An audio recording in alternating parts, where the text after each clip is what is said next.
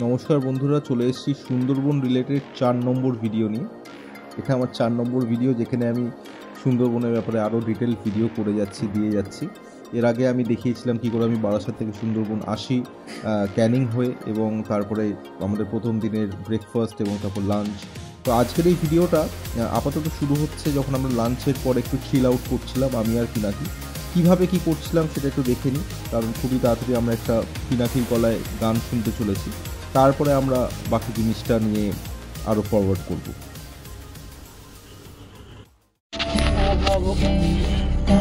কথা দেখা আর চোখে অযথা ছেড়ে দাও অর্জিত সম্পত্তিতে চর্চিত চোখে বর্তমানে উৎকোচকে পুরস্কার দেব না। থাকো জানত পিতা মাতায় কোনো ব্যাঙের সচ্ছলতায় আরোপিত এ সমঝোতায় ছেড়ে দাও।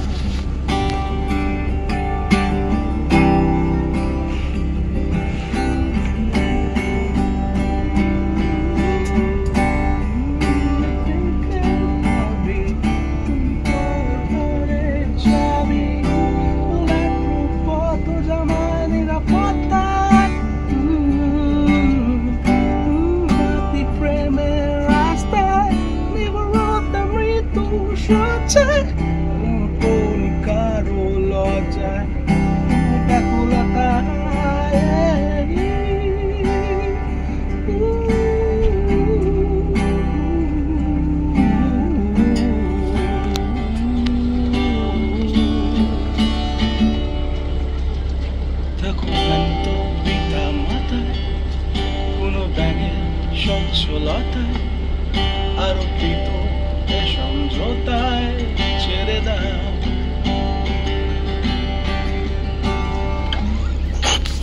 সো আমরা মোটামুটি ফসিলসের একটা খুবই পপুলার গান একটু হামিং করছিলাম।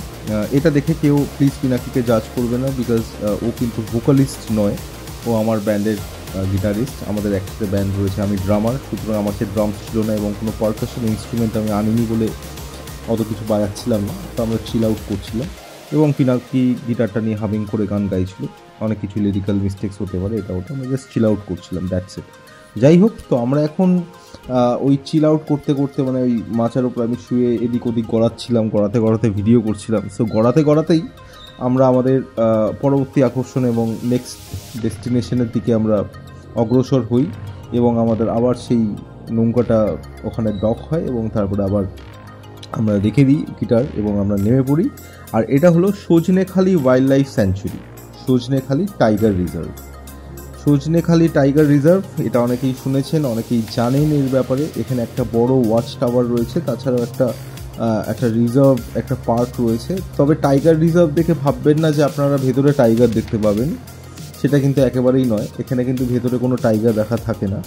এখানে বাকি অনেক রকম ইনফরমেশনস, মেনলি এই জায়গাটা না অনেকটা ইনফরমেটিভ হতে চলেছে যারা আমার চ্যানেলে অডিয়েন্স আছেন তাদের জন্য। এখানে অনেক কিছু বোর্ডস আছে, অনেক কিছু প্রাণীদের ব্যাপারে ইনফরমেশনস রয়েছে। যেমন এই একটা, মানে কিংফিশার্স অফ সুন্দরবনে কী কী ধরনের কিংফিশার বার্ড পাওয়া যায়, এইগুলো আপনারা ভিডিও পজ করে দেখতে পারেন, অনেকটা ইনফরমেশন গ্যাদার করতে পারবেন। এশিয়ান স্মল ক্রলড অটার কিন্তু আমার খুব ফেভারিট একটা জন্তু, মানে আমি অটার খুব ভালোবাসি। কোনোদিনও চোখের সামনে আমি দেখিনি বা আমি হাতে ধরিনি, কিন্তু কখনো যদি কোনো অটারের সাথে আমার বন্ধুত্ব হয়, আমি কিন্তু ওকে খুব আদর করব। এই হলো অটার, মানে আমরা যেটা ভোদর বলি আর কি। মানে আমার একটুখানি উইয়ার্ড একটা ব্যাপার রয়েছে, আমি যখন এখানে নিজের ব্যাপারে বলি কিছু, যখন বলছি এত কিছু তো বলি, বেসিক্যালি না, আমার কিন্তু বন্য প্রাণীদের প্রতি একটা অদ্ভুত রকম, অন্যরকম একটা আবেগ এবং আকর্ষণ কাজ করে। আমি জানি না কেন, আমি জানি তারা হয়তো খুব হিংস্র, হয়তো কি ডেফিনেটলি তারা খুব হিংস্র, কিন্তু আমি তাদের মধ্যে না প্রচণ্ড রকম একটা কিউটনেস এবং একটা প্রচণ্ড রকম ভেতর থেকে আমার ভালোবাসা আমি ফিল করতে পারি তাদের জন্য। মানে কখনো যদি এরকম হতো যে আমি ছোটোবেলা থেকে যখন ডিসকভারি দেখি, আমি দেখি যে কী সুন্দর কিছু মানুষ থাকে যারা বন্য প্রাণীদেরকে এত সুন্দরভাবে আলিঙ্গন করে, তাদেরকে এত সুন্দরভাবে ভালোবাসে, ভাবতাম কখনো যদি এটা যদি আমি হতে পারতাম। এখনও ভাবি তো যাই হোক, তো এই হলো এখানে যে ডলফিনটাও পাওয়া যায় সেইগুলো। আমার কথায় মানে আমার কন্টেন্টের সাথে হয়তো কথা কিছুটা মিললো না, কিন্তু আমি আমার ব্যাপারে বলতে গিয়ে একটু ফ্লো হয়ে গেছিলাম, আবেগে ফ্লো হয়ে যাই মাঝে মধ্যে। যাই হোক, এখানে একটা ঘড়িয়াল রয়েছে, ঘড়িয়াল যেটা অলমোস্ট বিলুপ্তের দিকে রয়েছে আর কি, অলমোস্ট বিলুপ্ত হয়ে যাচ্ছে। তাছাড়া এখানে একটা ম্যানগ্রোভ টাইগার কিংডমের কিছু ডিটেলস রয়েছে, প্রচুর পোস্টার্স রয়েছে। আমি বলবো এগুলোকে একটু পজ করে করে যাদের পড়ার তারা ডেফিনেটলি পড়বেন আর কি। আর এখানে দেখা মিলল একজন অনেক অভিজ্ঞ এক প্রাণীর। আমি অভিজ্ঞ বলছি কারণ এনারা অনেক বছর বেঁচে থাকেন এবং তারা অনেক এক্সপিরিয়েন্স গ্যাদার করেন তাদের পুরো লাইফ টাইমে। এই সুন্দর টার্টেলটা নিজের মনে আর কি সাঁতার কেটে যাচ্ছিল, একবার এপাশ থেকে ওপাশ থেকে এপাশ। তাকে একটা জলের ট্যাঙ্কের মধ্যে রাখা হয়েছে, দেখতেই পাচ্ছেন যে অনেকটাই কিন্তু ম্যাচিওর এবং বেশ বড় একটা টার্টেল। ঠিক আছে, আমার মধ্যে একটা সমস্যা রয়েছে, এটা আমার শুধু এই জিনিস নিয়ে নয়, অনেক কিছু নিয়েই সমস্যাটা রয়েছে যে আমি খুব বেশি ডিটেলস কিছু মনে রাখতে পারি না। মানে ধরুন কোনো ইংলিশ নাম কিংবা কোনো কিছু নাম তো আমি ভুলেই যাই, ইংলিশ বলুন বাংলা বলুন, নাম আমার মনে থাকে না সেভাবে। মানে ধরুন সেই মোমেন্টের জন্য আমি শুনি, মনে রাখার চেষ্টা করি, কিন্তু তারপরে গ্র্যাজুয়ালি আমি আবার মানে একদম মানে জিনিসটা মাথা থেকে বেরিয়ে যায়, নাম তারপরে অঙ্ক এই সমস্ত কিছু আমার ডিজিটস খুব একটা মনে থাকে না। আমি এই দিক থেকে একটু অন্যরকম আর কি। তো যাই হোক, তো যারা জানেন তারা একটু প্লিজ কমেন্টে লিখবেন যাতে অন্যরাও বুঝতে পারে যে টার্টেলটা কী টার্টেল ছিল। বাঁদরটা তো নর্মাল বাঁদর ছিল। তো যাই হোক, বাঁদরটাও দেখালাম ওখানে। তারপরে এই যে ওয়াচ টাওয়ারটা দেখতে পাচ্ছেন, এই ওয়াচ টাওয়ারটাতে এত ভিড় ছিল আমি আর ওঠার ভিডিওটা করিনি। ওয়াচ টাওয়ারটাতে উঠে যাওয়ার পরে এই সুন্দর একটা দৃশ্য কিন্তু সুন্দরবনের চারিদিক, মানে জঙ্গলের পুরো হরিজেনটা পুরো দেখা যাচ্ছে, মানে দেখা যাচ্ছে না, পুরো মিশে গেছে আর কি। মানে যত দূর দেখবেন, মানে 26,000 স্কোয়ার কিলোমিটার বোধহয়, পুরোটাই জঙ্গল, পুরোটাই কিন্তু জঙ্গল। এবং এর মধ্যে কিন্তু বিভিন্ন রকম বন্য প্রাণী, বাঘ টাঘ সমস্ত কিছু আছে এটার মধ্যে। হ্যাঁ, কিন্তু তারা কিন্তু সবসময় সামনে আসে না। ওখানে জল খাবারও জায়গা করে দিয়েছে তাদের, যেখানে মাঝে মাঝে তারা জল খেতে আসে। যারা খুব লাকি হয় তারা এখান থেকে হয়তো বাঘের দেখা পায়, না হলে অনেকেই পায় না আর কি। যাই হোক, তো এখানে এটা দেখতে দেখতে আমি আরেকবার বলে দিই যে আমি কিন্তু আমার চ্যানেল, আমার ভিডিওস কাউকে শেয়ার করতে বলি না, কাউকে সাবস্ক্রাইব করতে বলি না, প্রমোট আমি করি না আমার চ্যানেল, বিকজ আমি একটা সোশ্যাল এক্সপেরিমেন্ট করছি। নর্মালভাবে আমি দেখতে চাইছি যে ইউটিউবের জেনুইন অডিয়েন্স কী করে আমাকে খুঁজে পায় এবং আমাকে লাইক এবং সাবস্ক্রাইব করে। তো সুতরাং আপনারা যদি ভালোবেসে যদি কমেন্ট করেন ডেফিনেটলি ওয়েলকাম, কিন্তু আমি কোনো সোশ্যাল মিডিয়া প্ল্যাটফর্মে কিন্তু আমার চ্যানেলকে প্রমোট করি না।